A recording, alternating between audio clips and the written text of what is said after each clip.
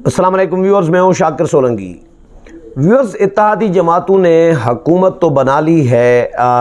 ये भी दावा किया जा रहा है कि पार्लियामेंट को मुद्दत पूरी कराई जाएगी, असम्बलियाँ अपनी मुद्दत पूरी करेंगी और इलेक्शन जो हैं आम इंतखाबात वो अपने वक्त पर होंगे और मईशत भी बेहतर करनी है। महंगाई भी बढ़ती जा रही है, पेट्रोल हर आए दिन पेट्रोल महंगा किया जा रहा है और 20-20, 30-30 रुपए पेट्रोल महंगा किया जा रहा है। वज़रा के हवाले से मैं आपको थोड़ा सा जायज़ा पेश करूँगा कि निज़ाम चलाया किस तरह जा रहा है। वज़रा हैं या वज़ीर आज़म हैं इवन, या जो अरकान असम्बली हैं, इस वक्त इनकी असम्बली में कोई अपोजिशन नहीं है। बराए नाम एक अपोजिशन है राजा रियाज़ की क़यादत में। अब राजा रियाज़ ऐसे सादा आदमी हैं कि अपोजिशन लीडर तो उनको बनाया गया है, क्योंकि किसी न किसी को तो एक आइनी तकाज़ा है, अपोजिशन लीडर बनाना ही था। तो राजा रियाज़ को अपोजिशन लीडर बनाया तो गया है, लेकिन उससे बेचारे को खुद को समझ में नहीं आ रही कि वही उनको कोई अपोजिशन लीडर बनाया गया है। एक दिन हमने खुद देखा कि राजा रियाज़ की जहाँ पर अपोजिशन लीडर की नशस्त होती है, उस नशस्त के साथ वाली नशस्त पे आसिफ अली जरदारी बैठे और उसके साथ वाली नशस्त पे फिर नूर आलम खान PSC के चेयरमैन। लेकिन अपोजिशन लीडर की नशस्त पर कोई बंदा नहीं था, खाली पड़ी थी। तो राजा रियाज़ आए। राजा रियाज़ से पहले एक मेंबर आया कौमी असम्बली का, जरदारी साहब को सलाम करने, और वो बैठ गया अपोजिशन लीडर की कुर्सी पर। अब राजा रियाज़ आया तो वो बेचारा ऊपर से खड़ा है नशस्त के ऊपर और इंतज़ार कर रहा है कि मेरी नशस्त से ये मेंबर जो है मुअज़्ज़ज़ बुज़ुर्ग आदमी ये उठे तो फिर मैं बैठूं। तो हम सारे मीडिया वाले देख रहे थे, लगा कि यार ये क्या इनके साथ, ये अपने साथ क्या कर रहे हैं या इनके साथ क्या किया जा रहा है। अपोजिशन लीडर हैं, अपोजिशन लीडर की कुर्सी का और कायदे ऐवान की कुर्सी का, ये दोनों कुर्सी पे आम मेंबर नहीं बैठते, लेकिन राजा रियाज़ की वजह से अपोजिशन लीडर की कुर्सी पे बंदे बैठ जाते हैं। तो उनको ख़ुद भी यकीन नहीं है कि अपोजिशन लीडर बने हैं, तो कोई तकारीर भी उनकी कोई अपोजिशन वाली नहीं लग रही।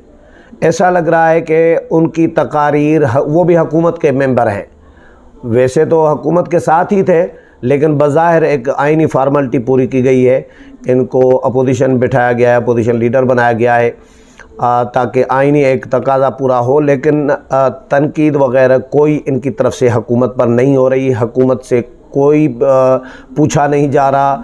जो हुकूमत कानून साजी कर रही है उस पर ये खामोश है, चुप करके बैठे हैं। बजट जिस तरह पुरसुकून अंदाज में पेश किया मिफ्ताह इस्माइल ने, और ऐसा लग रहा था, हमारे एक दोस्त ने कहा कि भाई ये क्या, किस तरह की बजट पेश हो रही है।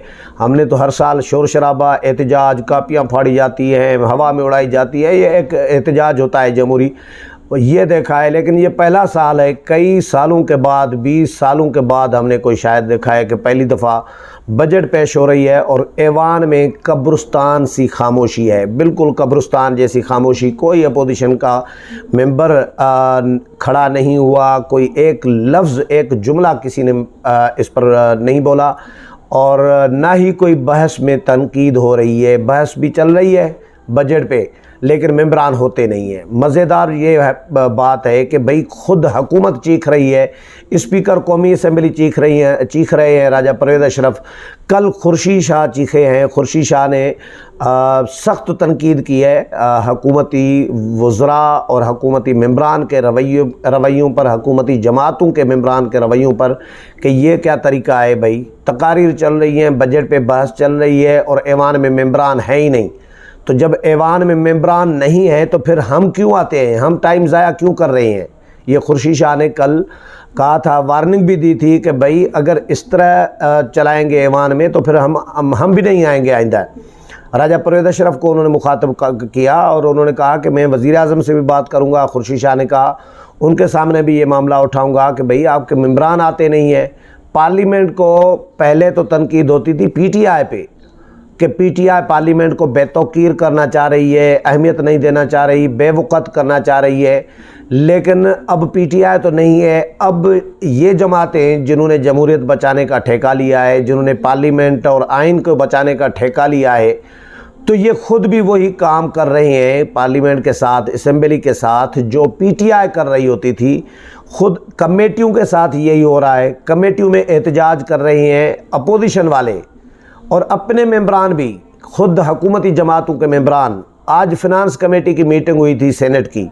अब सेनेट की फिनांस कमेटी का काम क्या होता है? बहुत बड़ा काम होता है उसका, कि सेनेट में, कौमी असेंबली में बजट पे जो बहस होती है वो सिर्फ कौमी असेंबली में होती है, सेनेट में बहस नहीं होती। और सेनेट बहस भी करती है तो उसका कोई फ़ायदा नहीं होता। लेकिन सेनेट की कायमा कमेटी बराए ख़जाना जो है वो अपनी सिफारिशात तैयार करके सेनेट ऐवान को पेश करती है और सेनेट ऐवान अपनी सिफारिशात भेजता है कौमी असेंबली को कि ये सेनेट की सिफारिशात हैं बजट से मुतल्लिक, ये शामिल की जाए। तो इसी तरह सेनेट की सिफारिशात शामिल की जाती हैं तो वो सिफारिशात फिनांस कमेटी ने तैयार करनी होती है। अब फिनांस कमेटी का कल भी इजलास हुआ, आज भी इजलास हुआ, इसमें फ़िनांस मिनिस्टर नहीं आते। भाई फिनांस मिनिस्टर नहीं आते तो फिर अपोजिशन के जो अरकान हैं या अपनी जमातों के अरकान हैं, हुकूमत की जमातों के, तो वो सिफारिशात दें तो किसके लिए? इस जो वज़ीर ख़जाना हैं वो आएंगे, अपना मौक़िफ़ भी देंगे, वो तजावीज़ सुनेंगे। ख़जाने के जो वज़ारत ख़जाना के जो अफसरान हैं वो भी आएंगे, वो चीज़ें नोट करेंगे, पॉइंट्स नोट करेंगे, तजावीज़ नोट करेंगे। ये ऐसा कुछ भी नहीं हो रहा। तो इस पे फ़ारूक एच नाइक ने भी एहतजाज किया था। शहजाद वसीम पीटीआई के हैं, उन्होंने भी एहतजाज किया था कि ये लुटमार मचाई हुई है इन्होंने, और न कमेटी में वज़ीर आते हैं, रात को ज़ाहिर होते हैं, दिन को गायब हो जाते हैं। और उसके बाद एक जो वज़ीर ममलिकत बराए ख़जाना है ख़ातून, वो आई हैं, आयशा गौस पाशा, वो आई हैं। उनको भी झाड़ पिलाई फिर फ़ारूक एच नाइक ने कि ये कोई तरीका नहीं है, कमेटी में आप नहीं आते, ऐवान में नहीं आते आप। तो उन्होंने कहा मैं ऐवान में मौजूद थी, वज़ीर ख़जाना जब ऐवान में आए हैं तो मैं ऐवान को वज़ीर ख़जाना के हवाले करके मैं इधर आई हूँ कमेटी में, तो हम इधर ही होते हैं। कमेटी मीटिंगें बहुत होती हैं, मीटिंगें बहुत हो रही हैं, रोज़ाना की बुनियाद पर मीटिंगें हो रही हैं। हर चौथे पाँचवें दिन काबीना का इजलास हो रहा है, इजलास पे इजलास किए जा रहे हैं, लेकिन पार्लियामेंट को वक़्त नहीं दी जा रही, अहमियत नहीं दी जा रही। जो काम पीटीआई कर रही होती थी, जिस पर पीटीआई पे तनकीद कर रहे होते थे हम लोग सारे सब लोग, वही काम ये सियासी जमातें कर रही हैं। ख़ुद पार्लियामेंट को बेतौकीर करने लगे हैं। जिस तरह मैंने बताया कि खुर्शीद शाह ने भी कल एहतजाज किया है। खुर्शीद शाह की धुआंधार तकरीर थी अपने ही वज़रा के ख़िलाफ़, अपनी ही सियासी जमातों के ख़िलाफ़, अपने ही मेंबरान के ख़िलाफ़, और उन्होंने एहतजाज भी किया। उन्होंने राजा परवेज़ अशरफ को भी कहा कि वो पाबंद बनाएं। आज भी राजा परवेज़ अशरफ को हम देख रहे थे, उन्होंने कहा कि जी मैं जी उम्मीद करता हूँ, क्योंकि तकारीर चल रही थी, एक तकरीर थी पीटीआई के किसी मुनहरिफ रुकन की, आज वो ठीक तकरीर थी, हुकूमत पर तनकीद भी थी और लग रहा था कि अपोजिशन का कोई मेंबर बोल रहा है। बाकी जितने भी अपोजिशन के मेंबरान हैं, यानी मुनहरिफ अरकान जो पीटीआई के हैं, वो तू हाजी ते मैं गाजी वाला काम कर रही हैं, हुकूमत की तारीफ़ें कर रही हैं। कहीं हुकूमत को टफ़ टाइम नहीं मिल रहा, न पार्लियामेंट में और न बाहर। लेकिन उसके बावजूद हमारी हुकूमती जो जमातें हैं वो अभी तक न आवाम को रिलीफ देने में कामयाब हो सकी हैं। और अभी तक ये कहा जा रहा है कि जी बजट पेश करने के लिए, IMF के साथ मुआहदा करने के लिए ये ज़रूरी था और कड़वी गोली खानी पड़ेगी, सख्त फ़ैसले करने पड़ेंगे। ये ज़रूरी था कि पेट्रोल की कीमतें बढ़ाई जाएँ। भाई बजट भी अच्छा लाए हैं, इसमें कोई शक नहीं है, बजट बुरा नहीं है। बजट में जो 15% मुलाजमीन की तनख्वाहें बढ़ाई गई हैं या टैक्सेस का बहुत ज़्यादा कोई बोझ नहीं डाला गया, तो ये इक़दामात काबिल तारीफ़ हैं, इसमें कोई शक नहीं है।